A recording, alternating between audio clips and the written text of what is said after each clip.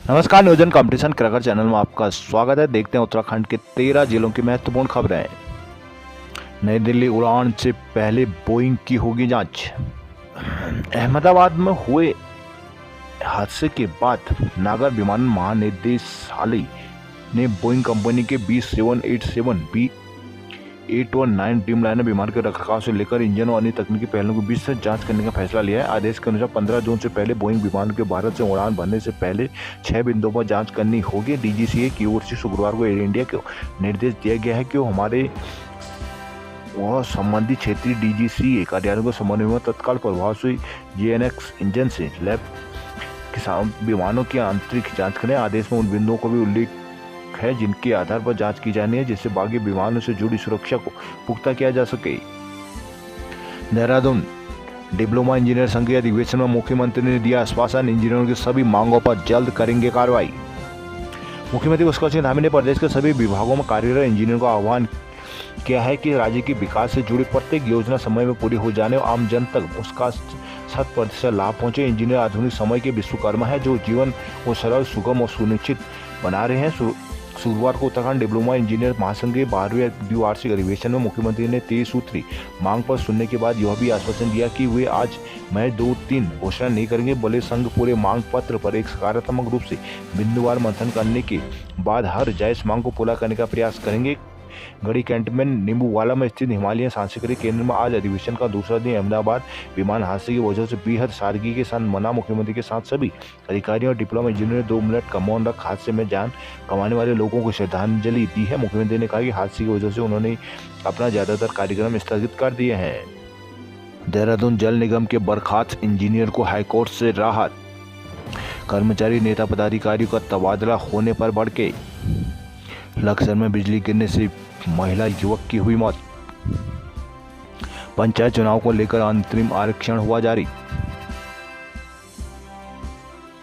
उत्तराखंड में हरिद्वार जिले को छोड़कर शेष 12 जिलों में आगामी त्रिस्तरीय पंचायत चुनाव को लेकर जिलों में अंतरिम आरक्षण जारी कर दिया गया। अगले 2 दिन यानी 14 और 15 जून को प्रस्तावित आरक्षण को लेकर दावे आपत्तियां आमंत्रित की जाएंगी। चुनाव को लेकर अगले 2 दिन 16 और 17 को जिलाधिकारी के स्तर से आपत्तियों का निस्तारण किया जाएगा, जिसके साथ ही 18 जून को आरक्षण को अंतिम प्रकाशन कर दिया जाएगा, जिसके बाद 19 जून को पंचायती राज निदेशालय की ओर से अंतरिम दौर पर राज्य निर्वाचन आयोग को आरक्षण प्रस्ताव उपलब्ध करा दिया जाएगा। इसी दिन चुनाव की तिथियों को भी लेकर तस्वीर साफ हो जाएगी। राज्य के 12 जिलों में त्रिस्तरीय पंचायत में ग्राम प्रधान, ग्राम क्षेत्र व जिला पंचायत सदस्य के कुल 66,415 पदों के लिए सीधे चुनाव होना है। इन चुनाव में 47.73 लाख से अधिक मतदाता अपने प्रतिनिधियों का चुनाव करेंगे, जिसके साथ जिला निर्वाचन आयोग भी तैयारियों को अंतिम रूप देने में जुट गए हैं। पंचायत में पदों के आरक्षण की सूचना मिलने के बाद 19 जून या उसके अगले दिन आयोग पंचायत चुनाव की अधिसूचना जारी कर सकते हैं। पंचायतों में पदों का आरक्षण उत्तराखंड ग्राम पंचायत, क्षेत्र पंचायत और जिला पंचायत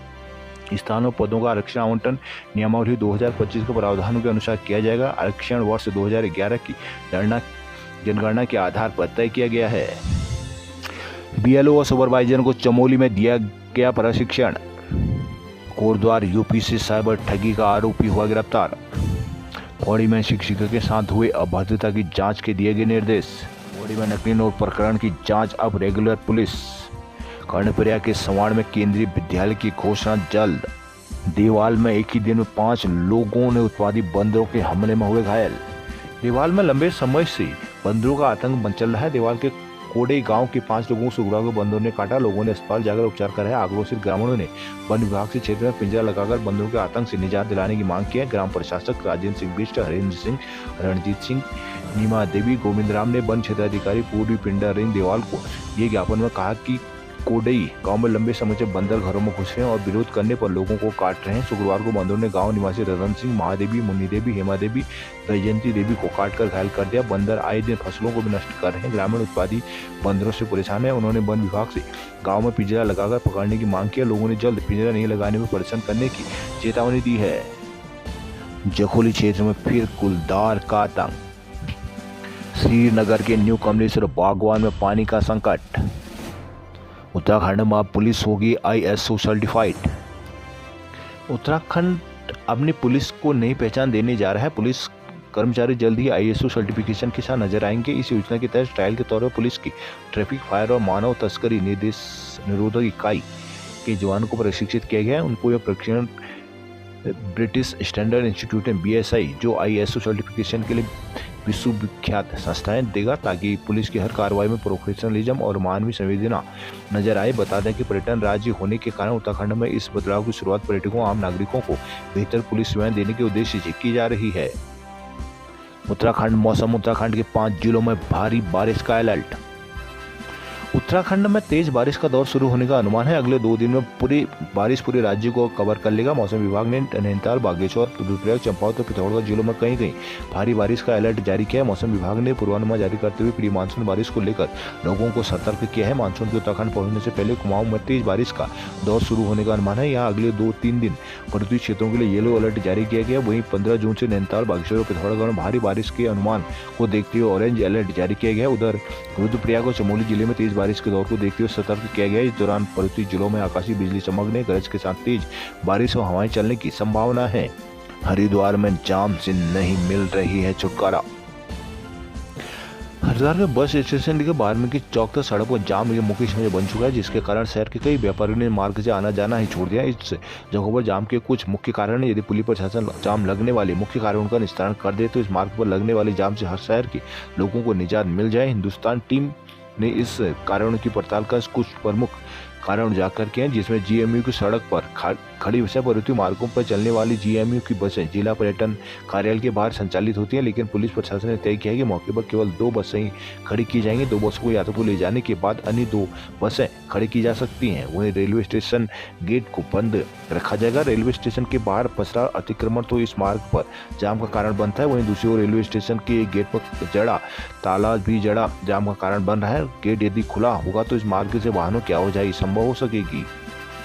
कैंचीधाम में अल्मोड़ा जाने वाले यात्री अब जाएंगे खैरना। कैंचीधाम के स्थापना दिवस में जाम की समस्या को देखते हुए अल्मोड़ा पुलिस ने यातायात प्लान तैयार किया है। 14 जून सुबह 7 बजे से 16 जून रात 10 बजे तक वाहनों का संचालन इसी प्लान के तहत किया जाएगा। यह निर्देश SSP देवेंद्र पीचा ने मासिक अपराध समीक्षा बैठक के बाद जारी कर पाए हैं। 15 जून को कैंचीधाम का स्थापना दिवस मनाया जाएगा। स्थापना दिवस में हजारों की संख्या में श्रद्धालुओं के पहुंचने की उम्मीद है। ऐसे में जाम की समस्या पैदा हो सकती है। अल्मोड़ा, पिथौरागढ़, बागेश्वर और तराई के बीच आवाजाही करने वाले यात्रियों को किसी प्रकार की दिक्कत न हो, इसके लिए पुलिस ने यातायात प्लान तैयार किया, जिसके तहत बेरीनाग सैरघाट की ओर से हल्द्वानी को जाने वाले सभी वाहन बाड़ेछेना, तिराहा से तनिया, सुवाखान, छड़ेजा, शहर फाटक, धानाचोली, खुटानी होते हुए आवाजाही करेंगे। अल्मोड़ा बागेश्वर से हल्द्वानी जाने वाले वाहनों के लिए 20 तिराहा, अल्मोड़ा, करबला, दारानौला, सिकुंडा बैट, लमगड़ा, शहर फाटक, धानाचौली, खुटानी होते हुए क्वारब, नथुआखान, खुटानी बैंड से बाया भीमताल भेजने का प्लान बनाया गया। वहीं रानीखेत से हल्द्वानी को जाने वाले वाहनों के लिए खैरना, क्वारब, नथुआखान, खुटानी बैंड से बाया भीमताल की व्यवस्था बनाई गई है। कैंचीधाम के ड्रोन कैमरों से होगी निगरानी। क्वारब में फिर बड़ी दिक्कतें, रुक कर चल रहे हैं वाहन। रानीखेत में सस्ता गला विक्रेताओं ने जताया आक्रोश। गरुड़ में शराब की दुकान खोलने पर महिलाओं का प्रदर्शन। पिथौरागढ़ के मुनस्यारी में आफत की बारिश, अस्पताल की ही उड़ी छत। पिथौरागढ़ जनपद के कई हिस्सों में बारिश से जनजीवन अस्त व्यस्त हो गया। मुनस्यारी में तेज अंधड़ के साथ हुई बारिश से पशु चिकित्सालय की छत ही उड़ गई, जिससे बारिश का पानी अंदर घुसने से दवाइयों कार्यालय के अभिलेख भीग गए। कई इलाकों में बिजली के तार टूट गए हैं। नगर में स्टील लाइटों को भी बारिश से नुकसान हुआ है। फसलों को भी बारिश से व्यापक नुकसान पहुंचा है। डिडिहार में एक पेड़ के गिरने से सड़क पर खड़ी JCB व कार को नुकसान पहुंचा है। दोनों के शीशे टूट पड़े हैं। जैती सड़क में निकम पानी के पास पेड़ गिरने से 2 घंटे यातायात व्यवस्था ठप रही, जिसे बाद में बहाल कर दिया गया। हल्द्वानी STH के अतिरिक्त उपनल कर्मी अन्य मेडिकल कॉलेजों में जाएंगे भेजे। हल्द्वानी वेतन न मिलने से परेशान डॉक्टर सुजय तिवारी अस्पताल STH के उपनल कर्मियों का कार्य बहिष्कार 5वें दिन शुक्रवार को भी जारी रहा। उधर चिकित्सा शिक्षा विभाग के निदेशक ने मेडिकल कॉलेज हल्द्वानी के प्राचार्य को STH के अतिरिक्त उपनल कर्मचारी को अन्य मेडिकल कॉलेजों में ट्रांसफर करने के आदेश जारी किए हैं। निदेशक के आदेश से उपनल कर्मी सख्ती में आ गए हैं। शुक्रवार को भी कर्मचारियों सुबह 10 बजे से 12 बजे तक कार्य बहिष्कार क्या, जिसके चलते उपचार को पहुंचे मरीजों को परेशानी का सामना करना पड़ा। सुबह कुछ लोगों को पर्ची बनी, फिर बिल भी कटे, पर 10 बजे से लेकर 12 बजे तक सभी कर्मी कार्य बहिष्कार पर गेट के सामने धरने पर बैठ गए। 12 बजे पर काम पर लौटे। उनका कहना है कि जब तक उन्हें वेतन नहीं मिलेगा कार्य बहिष्कार जारी रहेगा।